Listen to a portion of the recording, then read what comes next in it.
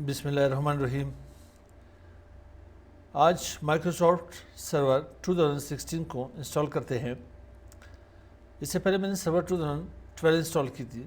आज 16 इंस्टॉल करते हैं, इसके ऊपर काम कर लेते हैं। तो आते हैं, मेरे पास एक VMware मशीन है ESXi। आते हैं, मैं इसे ओपन कर लेता हूँ। VMware ESXi 6.7 मेरे पास इंस्टॉल है। अब मैं इसमें विंडोज सर्वर 2016 इंस्टॉल करना चाहता हूँ। मेरे पास ऑलरेडी कुछ वर्चुअल मशीन इंस्टॉल की गई है। तो सबसे पहले मुझे अपने डेटाबेस में चेक करना पड़ेगा कि ये इमेज मेरे पास पड़ी या नहीं। तो स्टोरेज में आ जाता हूँ। मेरे पास यहाँ पे डेटा स्टोर ब्राउज़र में आता हूँ। विंडोज़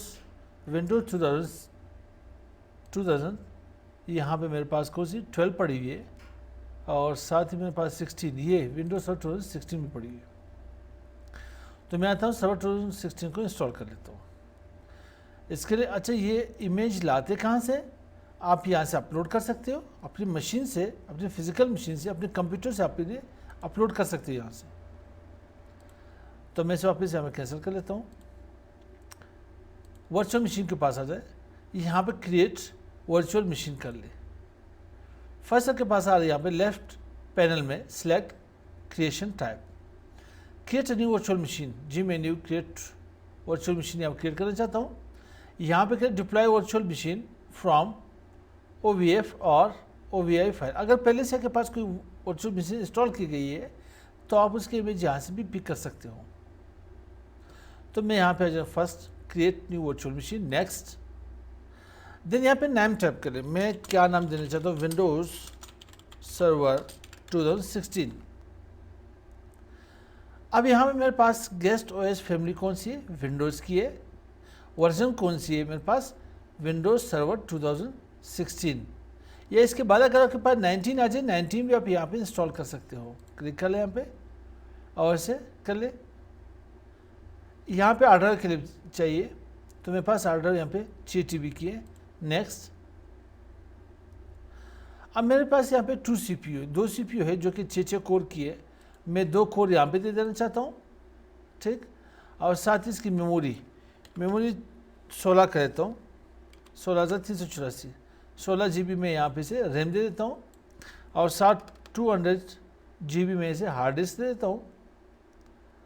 ये मेरे पास pfSense के एक फायरवॉल भी है मेरे पास। ये लैन से मैं इसे पिक करना चाह रहा हूँ। अब जो मैं यहाँ पे सर्वर 2016 इंस्टॉल कर रहा हूँ, ये मैं अपने लैब के लिए बना रहा हूँ, ठीक है।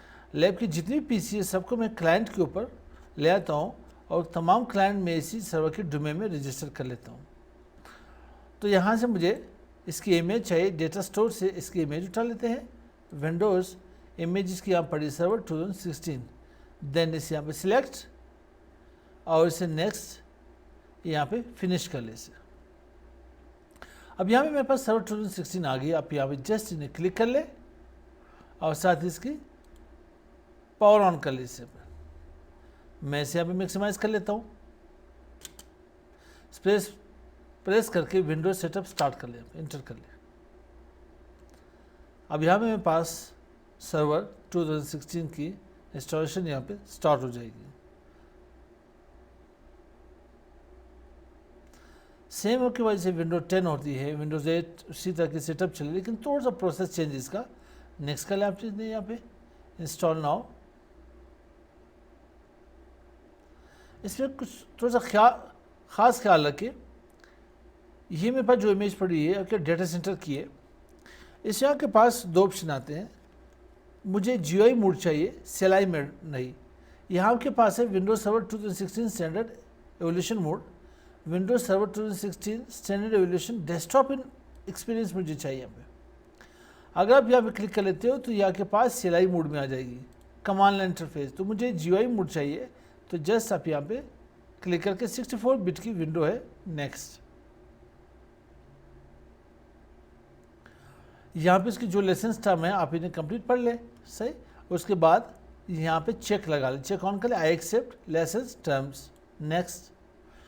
देन यहाँ पे अगर आपके पास पहले से कोई ऑपरेटिंग सिस्टम इंस्टॉल है, आप उसके ऊपर यदि अपग्रेड करना चाहते हो तो आप यहाँ पे क्लिक कर ले फर्स्ट।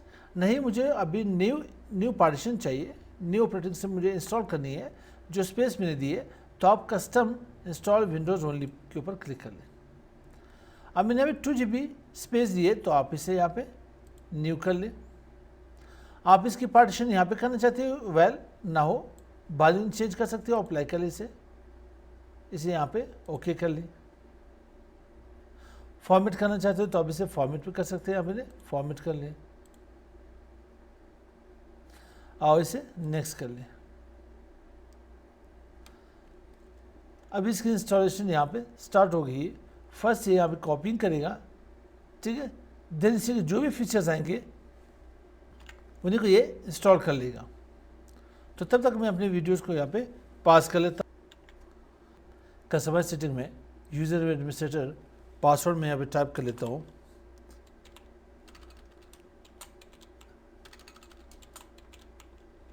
reddit_123 reddit_123, ठीक है।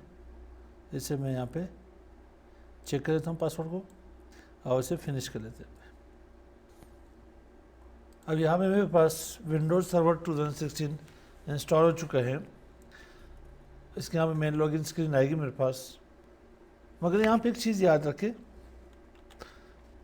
वो ये है कि मेरे पास अगर ये फिज़िकल मशीन हो तो इसके लॉगिन स्क्रीन के ऊपर जाने के लिए आपको ऑल कंट्रोल डिलीट प्रेस करना पड़ेगा।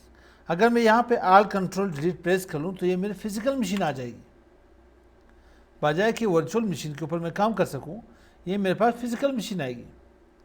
अगर आपको यही प्रोसेस वर्चुअल बॉक्स के ऊपर करना हो तो आपको जस्ट कंट्रोल डिलीट प्रेस करना पड़ेगा। यही प्रोसेस अगर आपको नॉर्मल VMware के ऊपर काम करना पड़ेगा तो आपको वहाँ पे कंट्रोल ऑल्ट इंसर्ट करना पड़ेगा। मगर यहाँ पे मुझे क्या करना पड़ेगा, मैं इसे स्केप कर लेता हूँ। इसकी जो टॉप जो मेरे पास यहाँ पे टाइटल बार आ रही है, अब आपके पास यहाँ पे टाइटल बार है, टाइटल बार के ऊपर यहाँ पे राइट क्लिक कर ले, देन आपके पास यहाँ पे गेस्ट OS आएगी, यहाँ पे सेंड कीज़ होगी।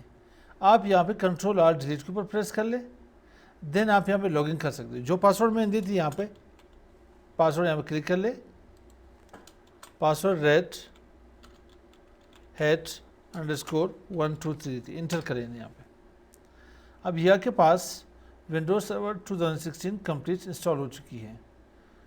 तो इंशाल्लाह नेक्स्ट वीडियो में देखते हैं इसके आगे यहाँ पे कॉन्फ़िगरेशन, किसके यहाँ कंप्यूटर नेम कैसे चेंज करते हैं, फायरवॉल को कैसे ऑफ कर लेते हैं और एक्टिव डायरेक्टरी पे इसके बाद इंशाल्लाह इंस्टॉल कर लेते हैं।